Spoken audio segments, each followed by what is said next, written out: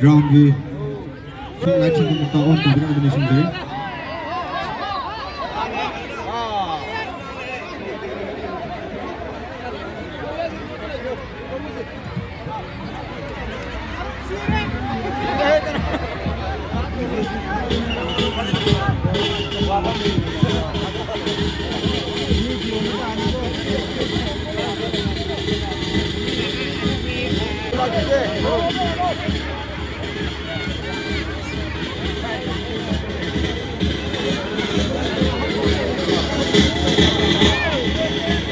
Mana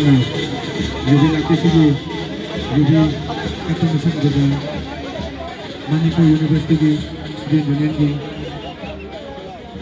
Sanjuna lupa lising kami mana amang seperti gini ada na lising bila yung mga magandang player sing turing ating kuha kami sa nalin ng lising galing gano'n na sa lising na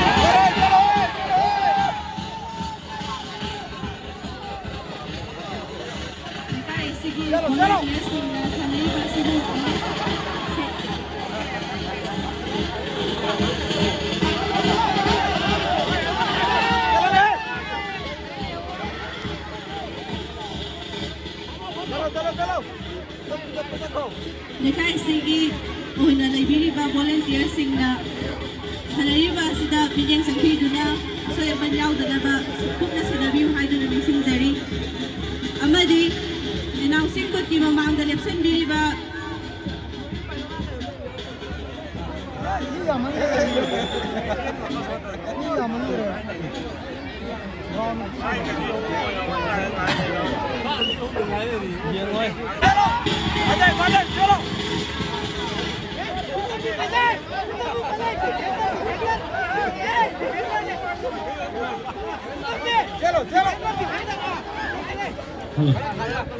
Menurut Hana, SCG.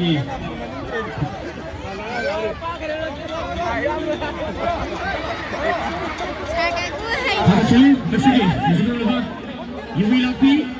Yendong nama Yellow Masamut, kita terobak, SCG Mirror nanti.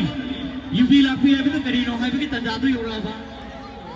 Muthal apa Sidra Badu yoraba, Yubi Lapi Yendong nama. कोई object city club के playground ना क्या मैं ताबीरी मस्त के दिमाग को क्या बता चली लो ना और जो तुम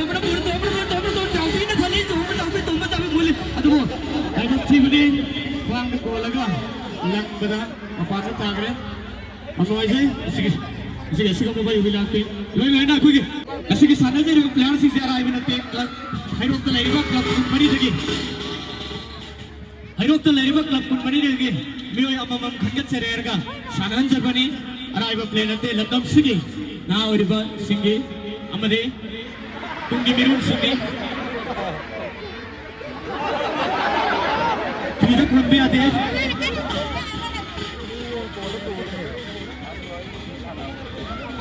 अरे थालो कदम नहीं वो अदुगा तो संबंधो थोंग शारिम ने खा बोलो तो कारिम ने यार दिखा भी नो संबंध कारी बजे को संबंध खा भी no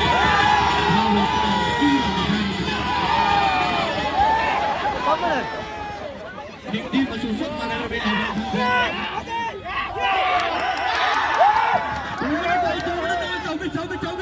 Coba tu nam siapa tarik nam sepiri tu.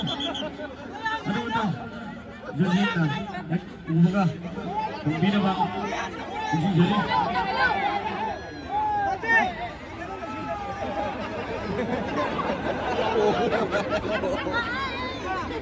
ये जाले Yang mengajar sudah berubah. Kita harus sudah nanti yang berubah. Saya juga di depan bapak saya orang itu pakai sebenarnya tahu nama kita nama lain tahu nama kita kata nama kita utas nama jauh nama Yubi nanti yang nama yang mungkin kami ni.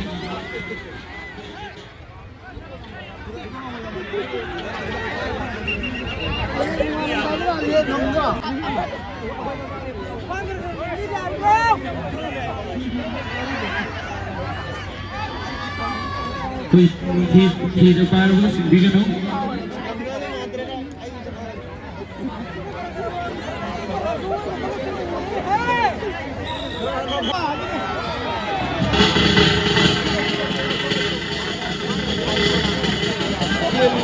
ꯊꯣꯛꯅ ꯀꯥꯎꯕꯤꯒꯅꯨ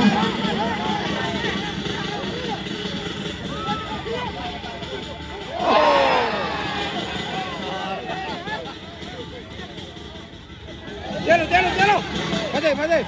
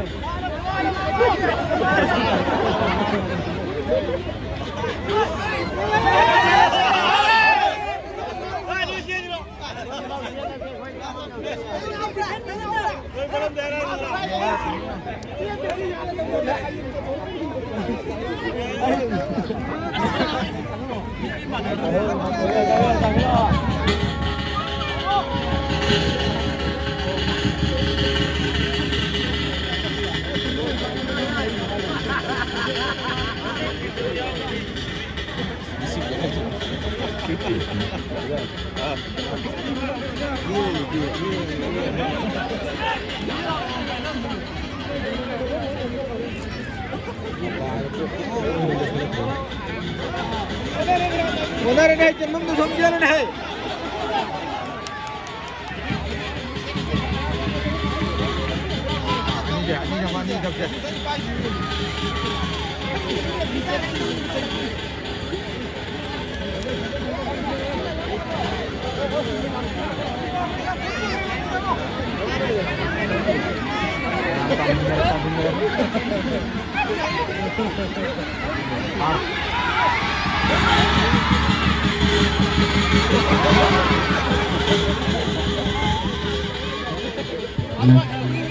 अखोगे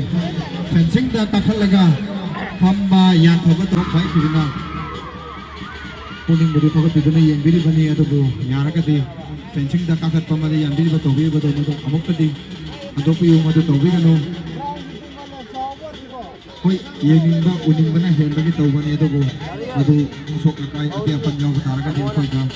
कुंगा याम मांगजो हो ओइगदो बनी मदो मदो मदो मुकन खत बिरगा fencing दा काखल बिरगा मुकन खत बिरगा नसिबो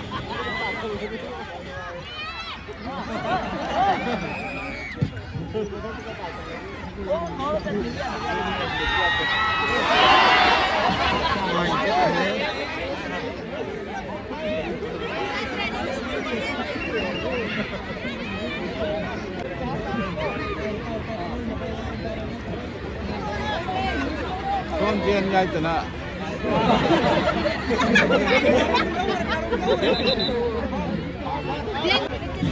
hello marathon असिगी कुथ्रा रक्षुबा ओने पांथोकजरिबा जुबिलाकनि जिंगदबनाबा असिगा मरि लेना अखोना हाजरबदा तरा role लिंबिरकबा असिगिना president membership की फॉर्मल इलेक्शन दिखिबसिंगना अखोगी मसिबु पांथोकदा मतें मोइना सिमजलांगि बिसिंगि माइगैदगी हन्नाना नगसब फोंदोकजरि अनिसुबदा ए नितरंजन सिंह ओसी सिजु थौबान हाइरिबा पुकिन चावरबा सारसिना ngasiगी थोरम नसिदा लचब फोंदोकजरि अहुम सुबदा के हेरोजित सिंह हेरो पातो इतान मखों इति पालिसिंग अबदि मतें तोग्रमि दमत हाना नथारचब फोंदोकजरि अदोपिरो यारकदि एक्सिटन खैदोपियो मंगा सुबदा टीआई प्रेमजीत सिंह प्रधान हेरो पातो जिपीना पालिसिंग अबदि मतें तोग्रमि दमत अदोगसु हाना ओपनोगेदि थागचब फोंदोकजरि तरे सुबदा N Bimon Singh special contractor Manipur police housing नसु मसिगा मसिगी थोरमसिगा मतें ओइनबि दमतका पालिसिंग अमगी मतें तोग्रमगा मसिगी दमतको हाइना लेदम फोंदोकजरि निपान सुबदा एएस नरुन सिंह काउंसिल थोरमसिदा पालिसिंग अमगी मतें तोग्रमनि मापन सुबदा एसी सेक्रेटरी नसु मसिगी थोरमसिदा लुपासमनाय मतें तोरमनि अदुगा तारानिथोय सुबदा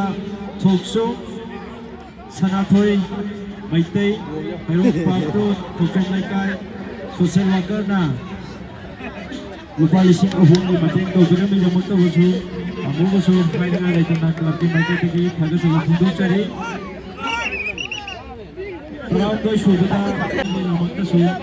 ꯁꯤꯟꯖ-ꯂꯥꯡꯖꯔꯤꯕ ꯍꯧꯔꯛ ꯄꯥꯠꯇꯨ ꯆꯤꯡꯗꯣꯡꯈꯣꯡ ꯑꯥꯏꯗꯜ ꯖꯣꯕꯀꯤ ꯑꯥꯏꯗꯜ ꯇꯣꯞ ꯖꯣꯕ ꯀ꯭ꯂꯕꯀꯤ ꯃꯦꯝꯕꯔꯁꯤꯞꯀꯤ ꯃꯥꯏꯀꯩꯗꯒꯤ ꯁꯥꯁꯤꯡꯕꯨ ꯍꯥꯏꯅꯤꯡꯉꯥꯏ ꯂꯩꯇꯅ ꯊꯥꯒꯠꯆꯕ ꯑꯃꯗꯤ ꯅꯨꯡꯉꯥꯏꯖꯕ ꯑꯃꯗꯤ ꯃꯈꯣꯏꯅ ꯇꯧꯔꯤꯕ ꯊꯕꯛ ꯊꯧꯔꯝꯁꯤꯡꯗ ꯃꯥꯏ ꯄꯥꯛꯄ ꯑꯣꯏꯕꯤꯌꯨ ꯍꯥꯏꯕ ꯑꯁꯨꯝꯅ ꯑꯁꯤ ꯁꯨꯝꯕꯤꯔꯤꯕꯁꯤꯡ ꯈꯔ ꯈꯪꯊꯕꯤꯔꯒ ꯑꯩꯈꯣꯏ ꯁꯥꯟꯅꯔꯤꯕꯁꯤꯡ ꯑꯁꯤꯒꯤ ꯄꯥꯎꯗꯝꯕ ꯑꯃꯗꯤ ꯗꯔꯀꯥꯔ ꯂꯩꯕ ꯏꯟꯐꯣꯔꯃꯦꯁꯟꯁꯤꯡ ꯌꯦꯡꯕꯗ ꯊꯨꯅ ꯄꯤꯒꯗꯕꯗꯨꯒꯤ ꯈꯨꯗꯣꯡꯆꯥꯗꯕ ꯄꯤꯔꯛꯄꯁꯤꯡ ꯃꯁꯤꯒꯤ ꯃꯐꯝꯁꯦ ꯍꯥꯡꯍꯟꯕꯤꯅꯕ ꯍꯥꯏꯖꯔꯤ